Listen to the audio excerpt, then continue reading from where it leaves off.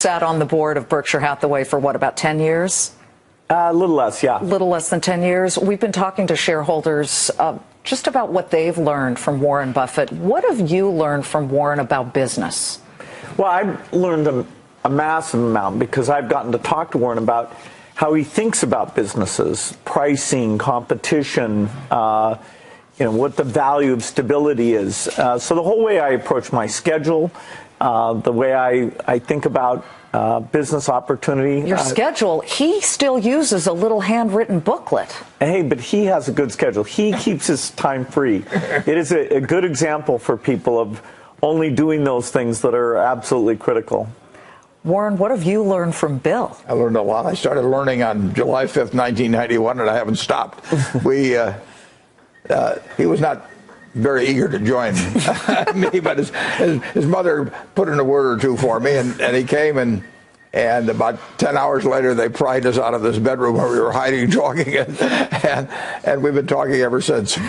Well, I'm sure you talk about a lot of things. One of the things that Warren tends not to do is ask yours or any of the board members' opinions on whether he should buy something. But you, as a high-tech guy, Warren has bought millions. How many shares of IBM now? About 79 million. About 79 million shares of IBM.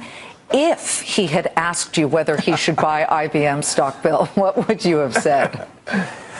Well, I have a bias because of my association with Microsoft. IBM's a fine company. They've done good work.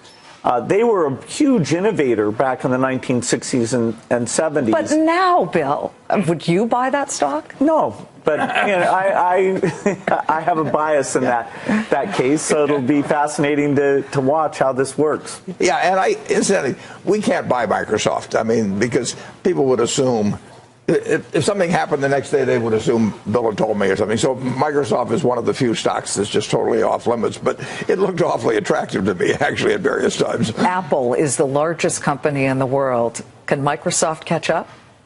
Well, it's amazing how well all the top technology companies are doing. Google's doing well, Apple's doing well, Microsoft's doing well. It speaks to the fact that the digital revolution has just begun. I mean, we're getting onto your wrist now. We're going to do robots. There's all sorts of ways that the software revolution is just starting. Which leads us to all the cybersecurity problems. It seems like every other day there's a hack attack or some type of breach.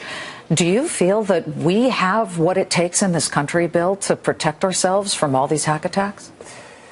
Well, you're certainly right that as we become more dependent on these digital systems, we have to work to make them secure, and they're not as secure as they need to be. There's a lot of things like the power system and medical records and company secrets that are in digital form, and we have to make sure the technology protects them. Warren, have you ever been hacked? Has Berkshire seen any attempted breaches?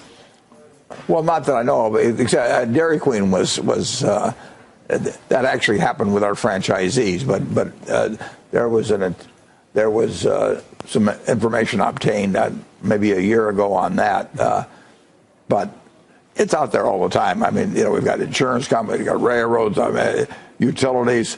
It's going to happen, and we have to build the best defenses we can. You two together created the Giving Pledge, where you convinced billionaires to give most of their fortune to charity. Russian President Vladimir Putin is purported to be the richest man in the world. Would you ever deign to go ask him to join the Giving Pledge, Bill? I don't think we'll get that opportunity. No. He hasn't asked me. I don't know whether he's called Bill or not. But Bill has done a fantastic job around the world. I mean, he gets around a lot more than I do. Do you get any pushback from billionaires? Well, giving should be fun. And part of the idea of the Giving Pledge is to get like-minded people together to talk about the challenges of how you involve kids or do you hire staff. And I want the Giving Pledge to make it so that everybody enjoys their philanthropy more than they would have. And that way they'll give more, they'll do it in a better way. Do you feel inherited wealth does more harm than good, Warren? Well, it varies enormously. I mean, I can give you a dozen illustrations where it's led to very good results, and I can give you plenty of illustrations. It's an individual case by individual case, but I don't believe in doing it to an extreme degree, creating dynasties myself. But I certainly I could name some families, obviously, where it's been very good and some where it's been very bad.